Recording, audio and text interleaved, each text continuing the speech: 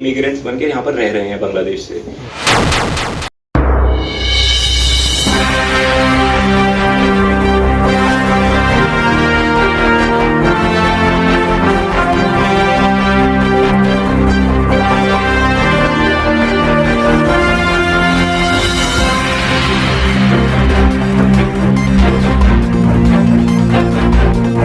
थाना मई विहार में तैनात एएसआई प्रसाद मलिक को गुप्त सूचना मिली कि एक बांग्लादेशी नागरिक जो अवैध रूप से भारत में रह रहा है और तस्करी की गतिविधियों में शामिल है, वह पॉकेट 1 मई विहार मेट्रो स्टेशन के पास आएगा।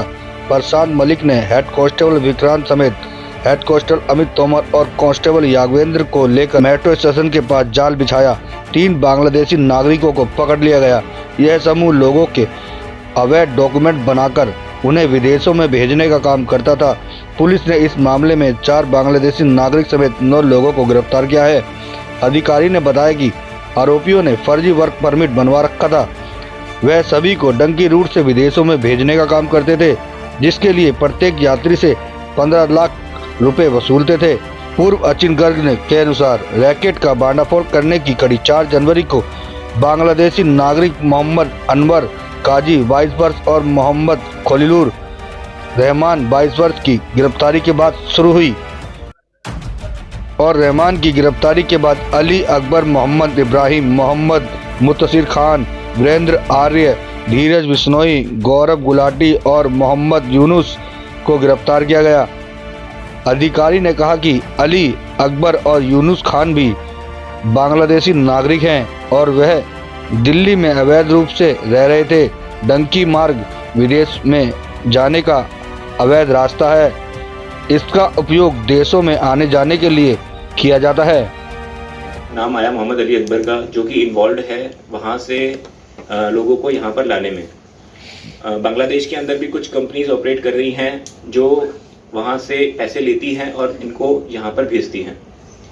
यहाँ पर जब वो आते हैं तो वो अली अकबर जैसे और लोगों से कांटेक्ट करते हैं, जो कि उनको आश्वासन देते हैं कि आपका फेक वर्क परमिट और वीज़ाज, डॉक्यूमेंटेशन, ट्रैवल डॉक्यूमेंटेशन सब कुछ पूरा करके आपको आगे भेजा जाएगा। तो उनको यहाँ पर रखा जाता है। तो इनकी इंफॉर्मेशन मिलने के बाद वहाँ पर रेड की गई सरिता विहार इलाके में, जहाँ पर ना सिर्फ अली अकबर बल्कि मोहम्मद इब्राहिम करके एक इंसान भी अरेस्ट किए गए। जो मोहम्मद इब्राहिम हैं, ये वैसे तो एक मूल निवासी बिहार के हैं, बट ये दुबई और बांग्लादेश फ्रीक्वेंटली आते जाते रहते हैं। एंड इनकी एक कंपनी भी ऑपरेट करती है दुबई के अंदर, और ये काफ़ी सारी शेल कंपनीज ऑपरेट करते हैं जो फेक वीज़ा या वर्क परमिट के लिए वीज़ा के लिए वर्क परमिट्स प्रोवाइड करती हैं, जिससे कि एम्बेसीज के अंदर वो वर्क परमिट दिखाकर इनके लिए वीज़ा जनरेट किया जा सके। मोहम्मद इब्राहिम और अली अकबर को अरेस्ट किया गया। इनके पास से हमने कुछ 12 पासपोर्ट्स,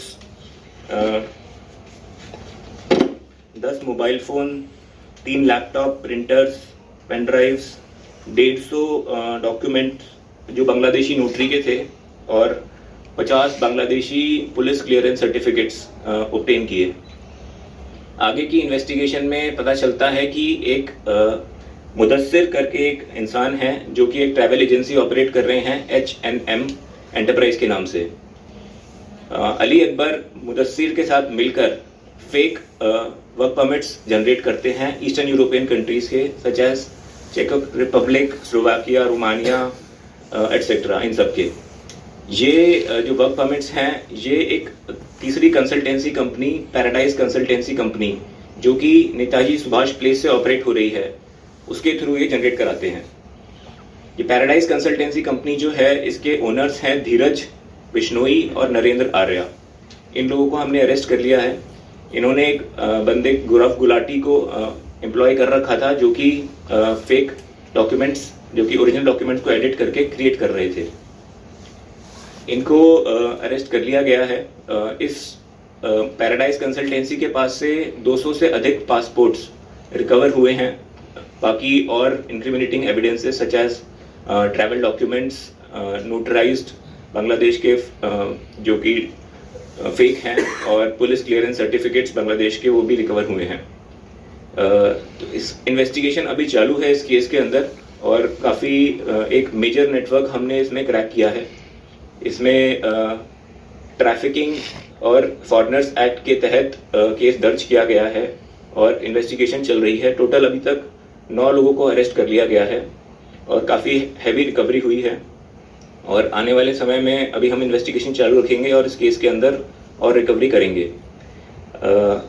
एक हमारा मैसेज ये है कि जो डोंकी नेटवर्क्स के थ्रू, इस पूरे नेटवर्क को डोंकी नेटवर्क बोलते हैं, जिसके थ्रू इलीगल तरीके से लोगों को चीटिंग करके लुभा के इनको सपने दिखाए जाते हैं कि आपको यूरोपियन कंट्रीज या फिर दूसरी कंट्रीज में भेजा जाएगा और इनसे अच्छे खासे पैसे ले लिए जाते हैं, जो कि अलग अलग कंट्रीज के हिसाब से अलग अलग रेट्स होती हैं। एज मच एज 75 लाख तक लोग पैसे पे कर देते हैं बाहर जाने के लिए। हमारा मैसेज यही है लोगों के लिए कि वो इन नेटवर्क से बचें। इन एजेंट्स को भी ये चेतावनी है कि आप ध्यान रखें कि इसमें बहुत कड़ी सजा है, मिनिमम 7 साल की सजा है अगर आप इस नेटवर्क में पाए जाते हैं तो, और लोगों को भी इसमें सचेत और सतर्क रहने की आवश्यकता है। सर, ये जो लोग आए थे, जो सबसे ज़्यादा लोग क्या बांग्लादेश के थे जो डोंकी लगाने के लिए आए थे, इंडियंस भी हैं इसमें? इस वाले में जो अभी तक हमारी इन्वेस्टिगेशन हुई है, ना सिर्फ बांग्लादेशी बट इंडियंस और नेपाली सिटीजन्स के पासपोर्ट्स भी हमने रिकवर किए हैं। सर, पुलिस ने जितने भी दस्तावेज अब रिकवर किए वो सारे के सारे फेक थे?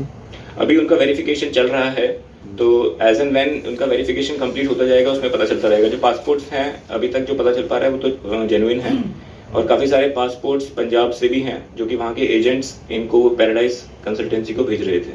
इसमें टोटल कितने लोग अरेस्ट हैं? 9 में से टोटल 9 लोग अरेस्ट किए गए हैं अभी तक। सर, 9 में से बांग्लादेशी कितने हैं और इंडियंस कितने और नेपाली कितने? टोटल 4 बांग्लादेशी नेशनल्स हैं जो कि अरेस्ट किए गए हैं, नेपाली कोई भी नहीं है। अच्छा, बाकी सारे इंडियंस हैं? हाँ जी। सर, जिस तरह की रूट से कैसे आए थे, क्योंकि नेपाल से या बांग्लादेश से यहाँ पर आना कोई ऐसा मुश्किल काम तो है नहीं, काफी लोग आते हैं, तो डोंकी रूट इन्होंने कैसे किया? डोंकी सिर्फ एक रूट नहीं है, वो पूरा नेटवर्क है। इनको जो आश्वासन देते हैं वो बांग्लादेश से यूरोपियन कंट्रीज तक का आश्वासन दे रहे हैं। तो उनसे जो पैसे लिए हैं, जैसे नॉर्मली अगर आप वीजा अप्लाई करेंगे तो आपकी 10-15 हज़ार रुपए में वीजा मिल जाता है।